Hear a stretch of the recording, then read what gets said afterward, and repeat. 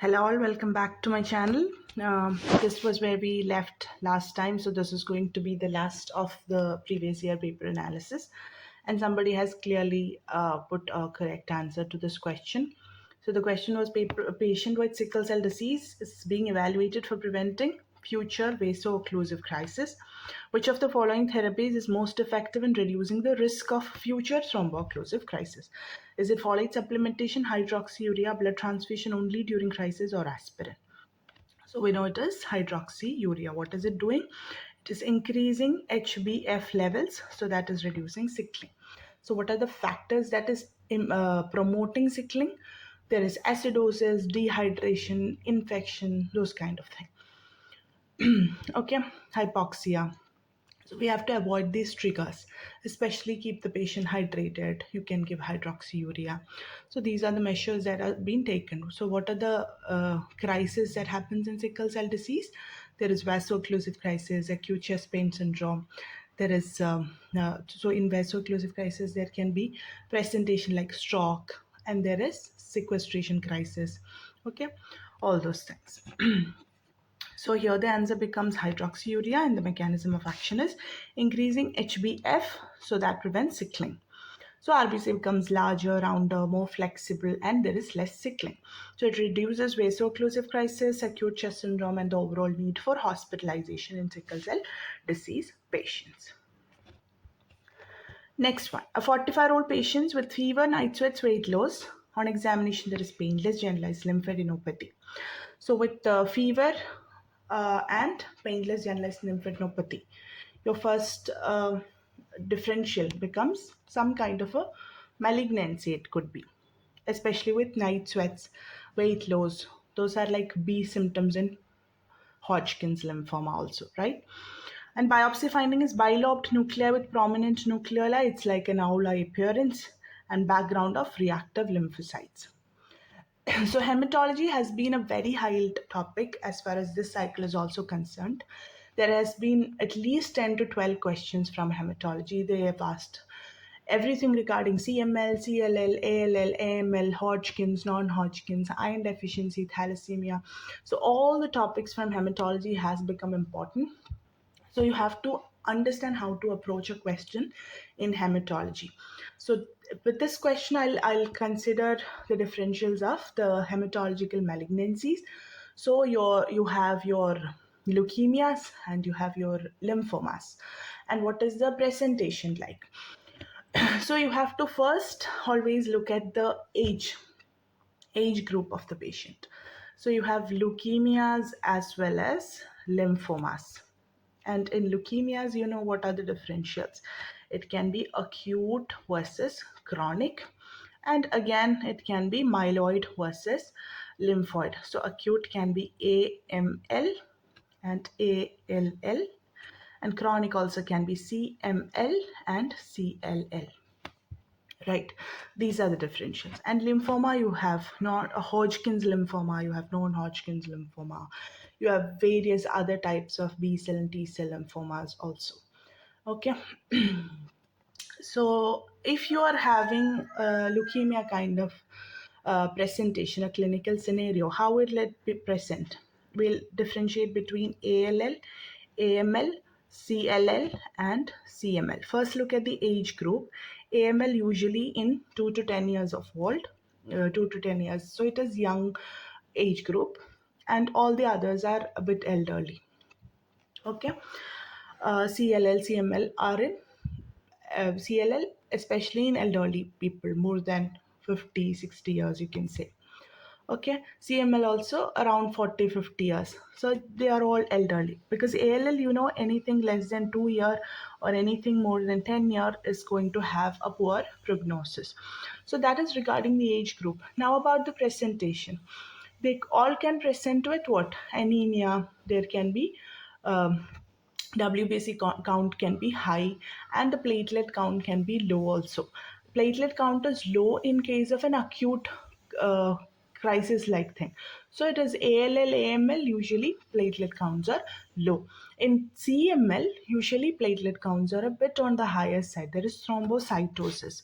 So that's how you differentiate regarding the number of platelet and the picture. And then you are looking at the blast more than 10%. That is, if it is myeloblast, it's called AML.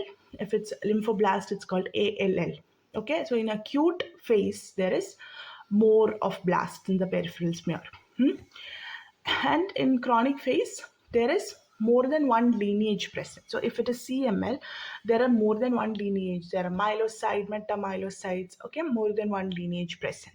So that is chronic versus acute. The blast count is high in acute and more than one lineage in CML versus AML. Then there are keywords in diagnosing.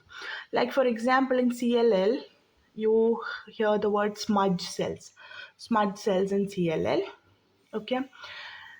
And in AML, there are or rods, or rods.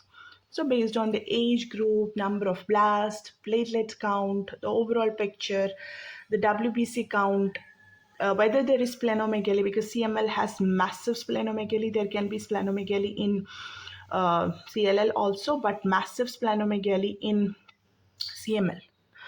Okay, and the pathognomonic features, or you can say there are keywords like ORODs in AML, smudge cells in CLL. These are the things you look into when you're coming to a differential.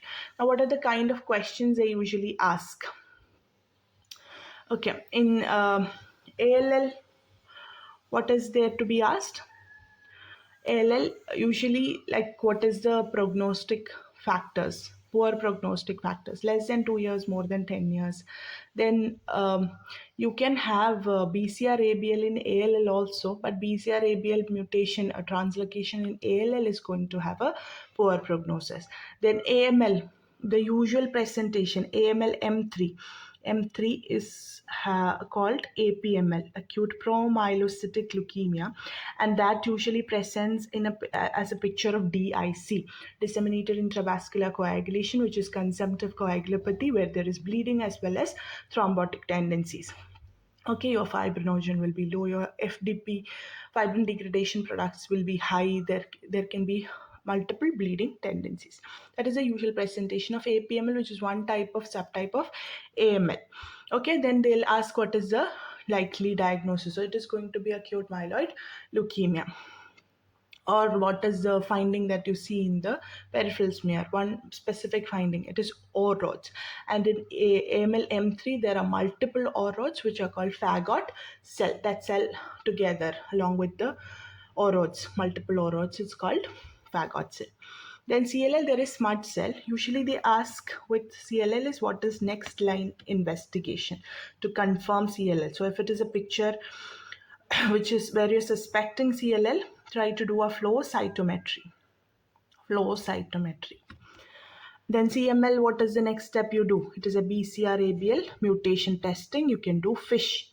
Okay, fluorescence in situ hybridization technique, wherein you can find the BCR-ABL 922 translocation, which is called the Philadelphia chromosome. So these are the things regarding leukemias. Now about lymphomas, you have Hodgkin's versus non-Hodgkin's. Okay, Hodgkin's versus non-Hodgkin's. And the presentation is there is lymphadenopathy, there can be B symptoms in Hodgkin's, which is fever, night sweats, weight loss. And there is the specific finding, which is called Reed-Sternberg cell. That is Aula appearance cell, which is called Reed-Sternberg cell in Hodgkin's. Okay, so that is how you differentiate and identify. So here, again, Aula appearance, night sweats, fever, weight loss, those are the B symptoms. With painless generalized lymphadenopathy, you're thinking about Hodgkin's lymphoma. Acute leukemia, you know it is acute lymphoid or myeloid. Acute lymphoblastic leukemia is going to be in younger age group. Even if it's ALL, it's going to be more than 10% blasts in peripheral smear. Non-Hodgkin's lymphoma will not have the Reed-Sternberg cells. And multiple myeloma, what is the presentation? You are thinking about crab features. that is hypercalcemia, there will be renal manifestations, there will be anemia and bone lytic lesions. Okay. So here the answer is Hodgkin's lymphoma. There are B symptoms, and lymph node biopsy is showing the Reed-Sternberg cells, which is the bilobed owli appearance of the nuclei. They are surrounded by reactive lymphocytes. Why not acute leukemia? Because there is usually pancytopenia. There are more than 10% blast in blood or peripheral smear. There are no usually discrete lymph node masses. Non-Hodgkin, they lack Reed-Sternberg. Multiple myeloma, the crab features with elevated M-band. Next question. A 65-year-old man presents with progressive slowness of movements, resting tremor, stiffness in his limbs. Examination reveals tremor at rest, cogwheel rigidity, bradykinesia, postural instability. This itself is the trap features, right? Tremor, there is resting tremor, and there is akinesia or bradykinesia, postural instability, okay, and rigidity also, cogwheel type of rigidity. So what is the likely diagnosis? So this is the feature of idiopathic Parkinson's disease. Why not essential tremor? Essential tremor is usually seen in a family history. There is only tremor, there are no other movement abnormalities. How about Huntington disease? Again, not the presentation. Multiple system atrophy is Parkinson plus syndrome, wherein you have autonomic instability along with Parkinson movement type of disorder. Okay, but here they haven't mentioned that. So it is idiopathic Parkinson. It's a progressive neurodegenerative characterized by the trap features: tremor, rigidity, akinesia or bradykinesia, and postural instability. Essential tremor is an action tremor, and it can improve with alcohol. There is a positive family history also. Family history will be present. Huntington disease, there is chorea, there are psychiatric symptoms, there is cognitive decline. Okay, and multiple system atrophy, it's Parkinson plus autonomic features. There are cerebellar signs and autonomic dysfunction. Next question. A 13-year-old boy with sharp pain in hip and knee. On exam, he's obese and tallest in class. Vital signs are stable, limited internal rotation of hip due to pain, no systemic symptoms. So in an obese boy with hip pain and knee pain, you are thinking about the slipped capital femoral epiphysis. Okay, that is the diagnosis. Other options are Perthes, transient synovitis, septic arthritis. We'll see why they are not the case. So this is slipped femoral, capital femoral epiphysis. So obesity and rapid growth, those are the risk factors in a young male. Think about SCFE, slipped capital femoral epiphysis. There is limited internal rotation, external rotation. That is a pathognomonic feature. Vitals will be stable. There are no systemic signs, so that rule out septic arthritis. Perthes usually in younger age group, 4 to 10 years. There is insidious onset, hip pain. There are limping. That will be the clue. No acute sharp pain. Transient synovitis again after viral infection, younger children. Hip held in flexion and abduction, and it resolves in days. It's transient.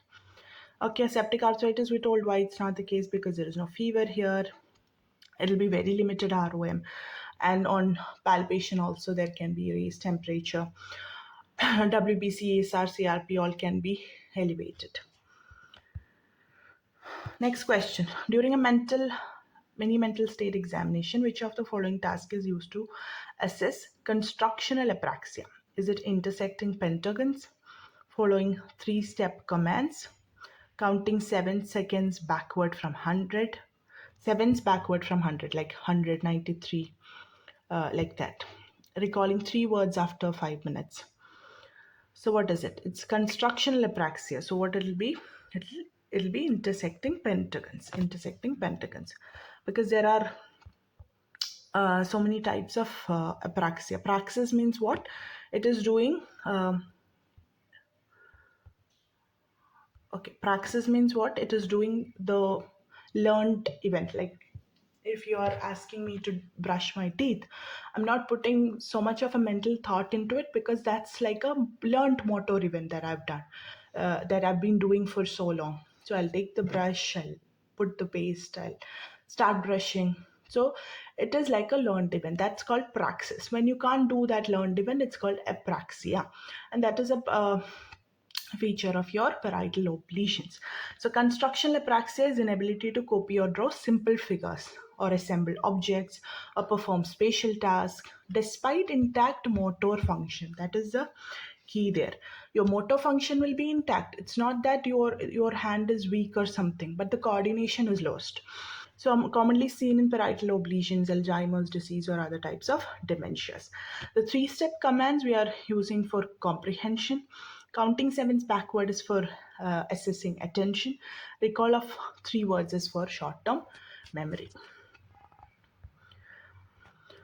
Next question. A woman working at Rehabilitation Center for Victims of Sexual Assault was diagnosed with PTSD, post-traumatic stress disorder. Her symptoms improved after 4 weeks of SSRI, but she continues to experience disturbing recurrent nightmares. Which of the following is most evidence-based treatment to manage her remaining symptoms? So in PTSD associated nightmares, there is a role of prazosin. Okay. So that is the case. Prazosin. It's an alpha and adrenergic antagonist that reduces PTSD-related trauma nightmares, and it can improve sleep quality. Okay, along with SSRI, you can add on that. Next, 32-year-old man frequently visits multiple physicians because he's convinced he has serious heart condition. Despite repeated normal ECG, stress test, lab evaluation, so he spends hours daily researching heart disease online, repeatedly asks for reassurance, which temporarily relieves his anxiety. There's no significant physical symptoms. What is the most likely diagnosis? Again, a question from psychiatry, very high yield. You have to know about conversion disorder, you have to know about somatic symptom disorder, generalized anxiety disorder, illness anxiety disorder, and factitious disorder. So in conversion disorder, what is happening when there is an acute stress event, like your closed one has passed away, they may go mute, okay, or they may be unable to move a limb. There may not be any motor or neurological abnormality. That is just that stress. That is reflecting as a physical sign, an actual illness. So that is called conversion disorder. Some people can go not blind per se, but they'll say that I'm not able to see anything despite having a good visual ability. So that is called conversion disorder in times of acute stress. Then there is somatic symptom disorder, where there is multiple somatic symptoms, where there can be pain or weakness associated with psychiatric illness itself. So that is somatic symptom disorder. Generalized anxiety means you are anxious about everything around you. So you are not just anxious about being sick, you are anxious about everything around you. So there can be social phobia, there can be other anxieties. Okay. Illness anxiety disorder, hypochondriasis, is wherein the person is very much convinced that they have some disease despite every exam coming out to be normal. They'll keep on researching about their disease. They're convinced that they have the disease, but they don't have any physical symptoms, unlike in somatic symptom disorder. Factitious disorder or Munchausen syndrome is where the patient is uh, they are acting sick so as to seek attention. Okay, it can be Munchausen syndrome, where they are acting sick by themselves, or Munchausen by proxy, where they are making the child sick. Like the child will have multiple hospital admissions so that they can seek sympathy. Again, part of a psychiatric illness. So this is illness anxiety disorder or hypochondriasis, where there is excessive fear of having or developing a serious illness. There are no somatic or minimal somatic symptoms. Repeated doctor visit. There are reassurance seeking. Preoccupation persists for more than 6 months. Often worsens with online searching or media exposure. A 24-year-old patient has been experiencing delusion, hallucination, disorganized behavior for the past 3 months. No history of major depressive or manic episodes during this period. Which of the following is most likely diagnosis? So the duration is only 3 months. There are delusion, hallucination, disorganized behavior. So is it schizophrenia, brief psychotic disorder, schizophreniform disorder, schizoaffective disorder. So you have to know the difference between these terms. There are some other terms also. There are schizoid, schizotypal. Okay. I want you to comment down what is schizoid and schizotypal. Okay, what is schizophrenia? Schizophrenia, usually there are thought disorders, but it has to be persistent more than 6 months or at least 12 months to make it a diagnosis of schizophrenia. Okay, there can be hallucination, delusions. Okay, but there are mainly thought disorder. There are negative symptoms and positive symptoms. So that is schizophrenia, and the duration is also important in schizophrenia. If the duration is not met to diagnose it as schizophrenia, or if it is within 6 months, you call it schizophreniform, more or less similar to schizophrenia like presentation, but the duration has not met the criteria to call it schizophrenia yet. So that is called schizophreniform. What is schizoaffective? That is schizophrenia along with some type of mood disorder, that is depression. Okay. Brief psychotic disorder is like a manic episode. So here it is schizophreniform, because I told you it's only 3 months, less than 6 months. You call it schizophreniform. Symptoms same as schizophrenia, but shorter duration. More than 6 months, you can call it schizophrenia. Brief psychotic disorder, again, the duration is very less than 1 month. Psychoaffective requires mood episodes along with psychosis. Next, a patient taking antipsychotic medication develops severe generalized muscle rigidity, high fever, autonomic instability, altered mental status, markedly elevated creatine kinase. So, what are you thinking about? You're thinking about neuroleptic malignant syndrome with antipsychotic medication. Okay, that is a medical emergency. What is your drug of choice? It's dandrolene sodium. How will you have anticholinergic toxicity? Anticholinergics usually have the dry mouth, right? Dry eyes, all the secretions will be less. Okay, so this is neuroleptic malignant syndrome triggered by dopamine blocking antipsychotics. There are features of rigidity, hyperthermia, autonomic instability, encephalopathy, and rhabdomyolysis with the raised creatine kinase. So you have to stop the antipsychotic then and there, start supportive therapy. The drug of choice is dantrolene or even bromocriptine. In serotonin syndrome, there is only hyperreflexia and clonus and GI symptoms, and less severe than neuroleptic malignant syndrome. Neuroleptic malignant syndrome is a medical emergency. Malignant hyperthermia is triggered by some anesthetic agents. Anticholinergic toxicity, you will have dry secretion, no rigidity, and there will be usually mydriasis.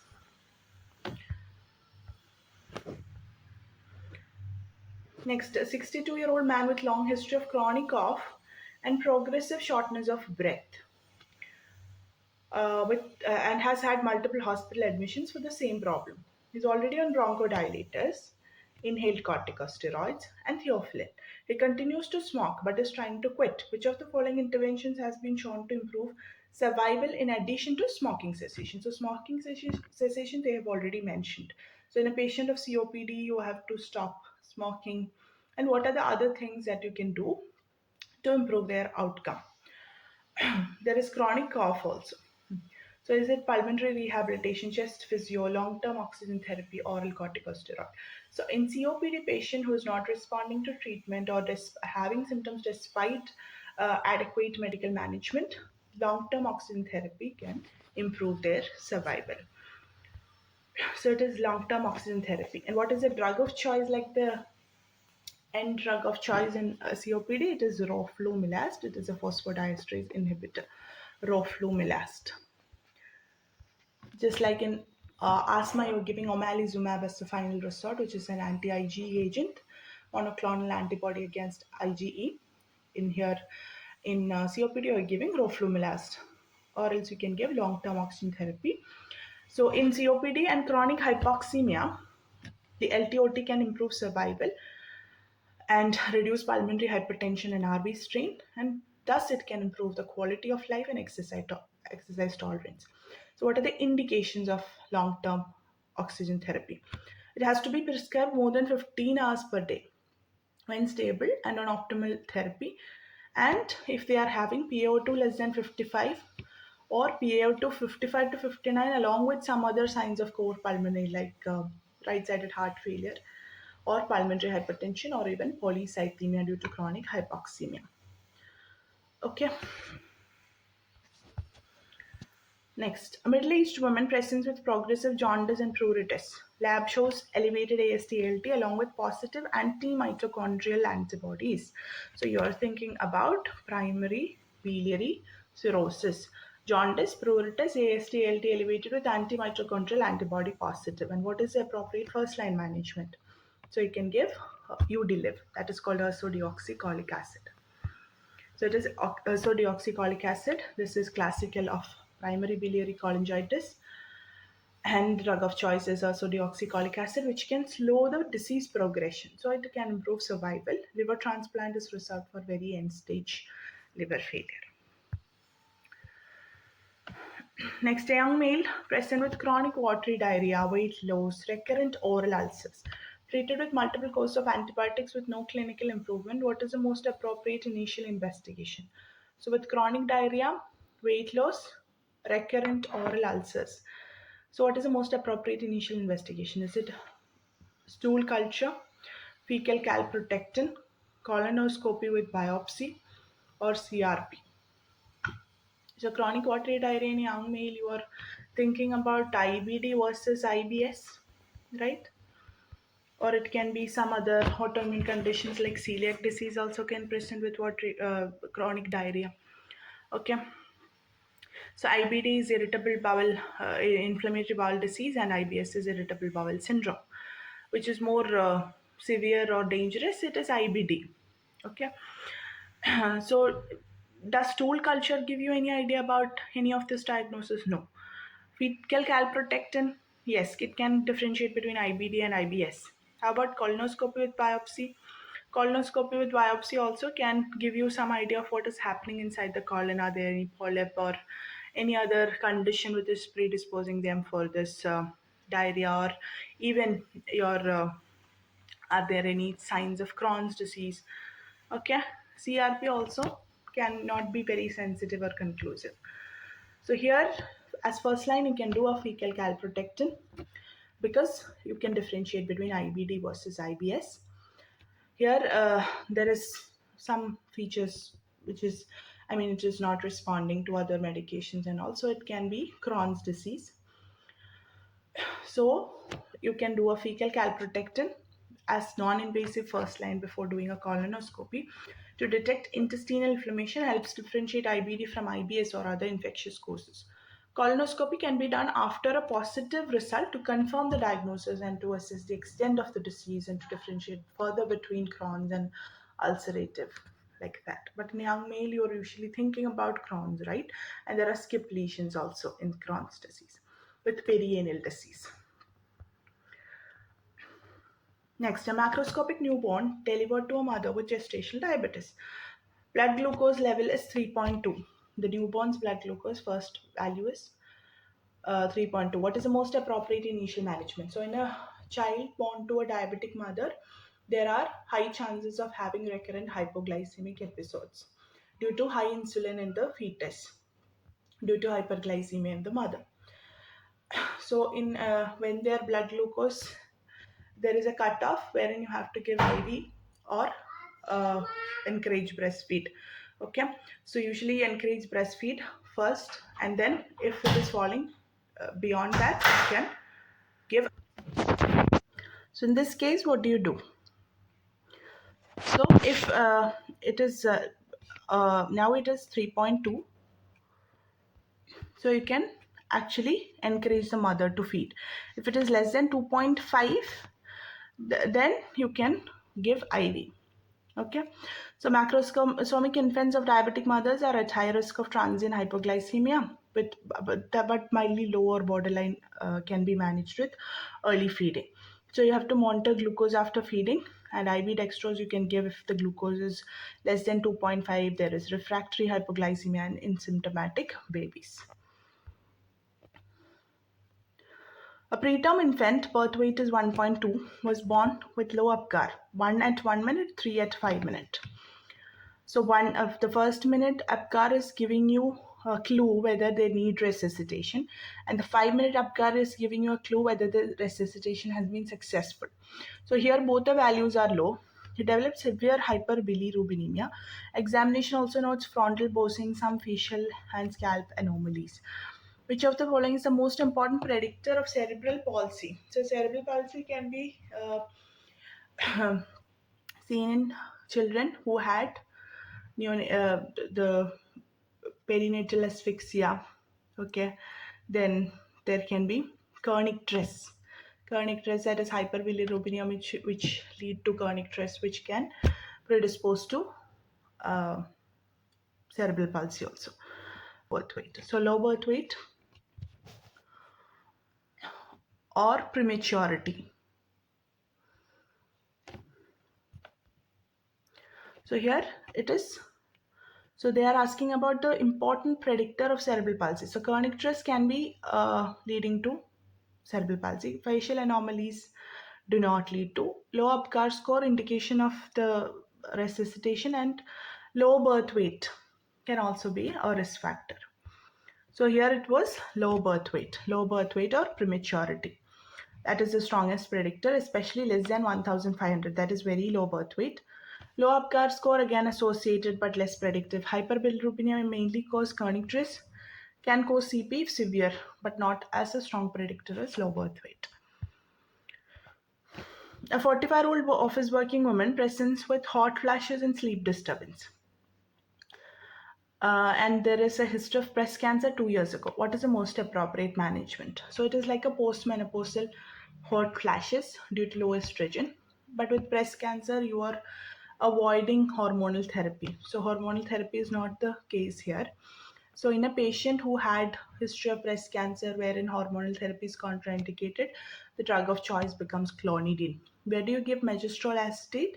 It is for chemotherapy receiving patients who have very low appetite to improve the appetite. Okay, so it is clonidine. HRT because it is contraindicated in women with a history of estrogen sensitive breast cancer. Non-hormonal options are preferred in such case. Clonidine reduce hot flash. You can also give SSRI, SNRI like venlafaxine, paroxetine, or gabapentin. Magistrol acetate is progestin. It can relieve hot flashes but not first line, and it is mainly given in patients receiving chemotherapy to improve their appetite. Propranolol mainly for palpitations, tremor, anxiety-related symptoms. They are less effective for hot flashes. Next, a pregnant woman who is 15 weeks with a history of schizophrenia presents to ED with hallucination, delusion, agitation, and suicidal ideation. So there is now a psychotic episode in a patient of schizophrenia. Non-responsive to maximum dose of quetiapine, previously aripiprazole. She requests abortion. Apart from admission, which of the following is the most appropriate next step in her psychiatric management? Start ziprasidone, start long-acting depot haloperidol IM, cognitive behavioral therapy, or start clozapine. So what do you do in a brief psychotic episode in a patient of schizophrenia? She's also pregnant. So here you can start clozapine. Treatment-resistant schizophrenia. They are defined as failure to respond to at least 2 antipsychotics at adequate dose and duration. So in that case, clozapine is the gold standard. But it requires monitoring for a granulocytosis. That is one of the worst side effects for clozapine, and can be used in pregnancy also because the benefit outweighs risk, especially in severe refractory cases. A middle-aged man with a palpable purpuric rash on his leg. He has history of recent upper respiratory tract infection or abdominal pain. No history of upper respiratory tract infection or abdominal pain. Lab test shows low serum complement level C3, C4. Viral screening reveals he's positive for hepatitis C, while hepatitis B is negative. So hepatitis C with the vasculitic picture.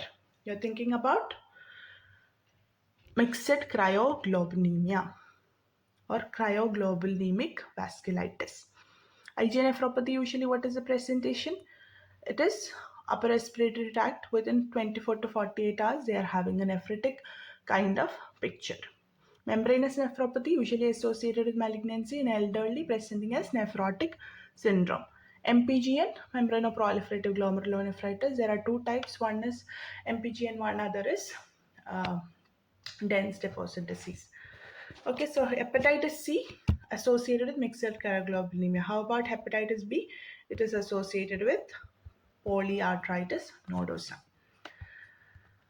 So here it is mixed cryoglobulinemia. There is palpable purpura, low complement levels, hepatitis C positivity. So those all suggestive of mixed cryoglobulinemia. IgA usually your upper respiratory, and following 2 days after you have hematuria, nephritic kind of presentation. Membranous nephropathy causes nephrotic syndrome. MPGN occurs in hepatitis C, but it um, not a vasculitic-like picture. Since the presentation is cutaneous purpura, low complement, association with hepatitis C, think about mixed cryoglobulinemia. A patient presents with vertigo. So vertigo can be central or peripheral. On examination, air conduction is greater than bone conduction in both ears. That means either it is normal or sensory neural hearing loss. When a tuning fork is placed in the midline, the patient reports that sound is heard only in the left ear. That means there is some kind of hearing problem, so it can be SNHL. In sensory neural hearing loss, the Webers will be lateralized to the normal ear. So here the normal ear is right ear. Normal ear is left ear. So the right ear is having sensory neural hearing loss. Okay, that is how you assess the Rini and Weber. If Rini is air conduction more than bone conduction, which means it is either normal or sensory neural hearing loss. Weber is having abnormality, so it is most likely there is sensory neural hearing loss in one of the ear. So sensory neural hearing loss, Weber will be lateralized to the normal ear. So here the normal ear is left ear. So abnormal ear is right ear. So it is right sensory neural hearing loss. So what is the most likely diagnosis? So it is right sensory neural hearing loss. So options are left vestibular schwannoma, presbyacusis. Presbyacusis means hearing loss in elderly. Left-sided autosclerosis, but that is going to be a conductive hearing loss. Right vestibular schwannoma. So it is right vestibular schwannoma. So I told you how to read Rini and Weber. AC more than BC in both ear. That is Rini positive result on both sides, meaning here either it is normal or sensory neural hearing loss. It's not a conductive loss. Weber lateralized to left. That means sound is heard better on the left. Left is the normal ear. In conductive, Weber lateralized to affected ear. In sensory neural, Weber lateralized to better ear. So better ear here is left ear. So right ear is abnormal. Right sensory neural hearing loss is the diagnosis. So it is not a conductive loss, and right ear has sensory neural hearing loss, and among the option it was right vestibular schwannoma. What is the next step in investigation? It is MRI. MRI of the internal acoustic meatus, wherein you can localize, and the CP angle, wherein you can localize the tumor. Also, there is vertigo. So there is involvement of vestibulocochlear nerve, or the eighth nerve. So most likely causes right vestibular schwannoma. Next, a 30-year-old woman, G7P0A6, that is multiple abortions, presents to antenatal clinic worried that her baby may have Down syndrome. First trimester found nuchal translucency 5.2, so more than 2, is suggestive of some kind of a chromosomal anomaly. Triple marker shows high AFP, high estrol, low beta HCG. In Downs, what you get? You have high HCG and inhibin, and the others will be low. AFP will be low, and estrol will also be low. E3 will be low. But here the marker is not suggestive of Downs. Which of the following is strongest indication to proceed with amniocentesis? So you want to do amniocentesis to rule out any chromosomal anomaly. So is it maternal age? Maternal age is just 30, so it is not the answer. History of multiple abortions, that alone does not increases the risk of Downs. Increased nuchal translucency, yes, nuchal translucency here is more. Abnormal triple marker screen. Triple marker screen here is abnormal, but it's not consistent with the diagnosis of Down. So that is not the one that is making you do an amniocentesis, but it is instead nuchal translucency. So here the NT is um, more than 3, around 3 is cut off. More than 3.5 to 4 mm is significantly abnormal and a strong indication of diagnostic testing. So here the NT is very high, 5.2, very high. So there is very high risk of aneuploidy and structural anomalies. It can be Downs or trisomy 18 or 13, Patau syndrome or Edwards syndrome. And there can be associated cardiac defects also with the raised AFP. Therefore, NT alone justifies proceeding to invasive diagnostic testing. Next, this is going to be the last question. A child presents with seizures due to hypoglycemia. Child had eaten supper earlier in the evening. Lab investigation shows no ketones. So there are no ketones in blood or urine, no glucose in urine. Which enzyme deficiency is most likely diagnosis? So is it medium chain acyl CoA dehydrogenase deficiency, galactose 1 phosphate uridyl transferase deficiency? That is a classical of galactosemia, right? Galactosemia. And phenyl hydroxylase deficiency and carnitine palmitoyl transferase CPT1 deficiency. So you comment down the answer and why is it the answer in the comment section. So with that, we come to the conclusion of the previous year paper analysis. Again, I tell you the most important topic becomes your hematology. Yeah, GI hepatology has also been a very high yield neurology this year. So keep revising. So if you want mock test, there is a mock test available. I have put the details in the shorts video, or else I'll put the details in the description or the comment box. You can contact. It is going to be 3 hours, 120 questions, exam scenario, similar kind of questions, so that you can practice for your March session. So whoever is interested either can comment down or reach out to me through my WhatsApp or email ID. And all the best for all of you who are preparing for this cycle. Thank you so much.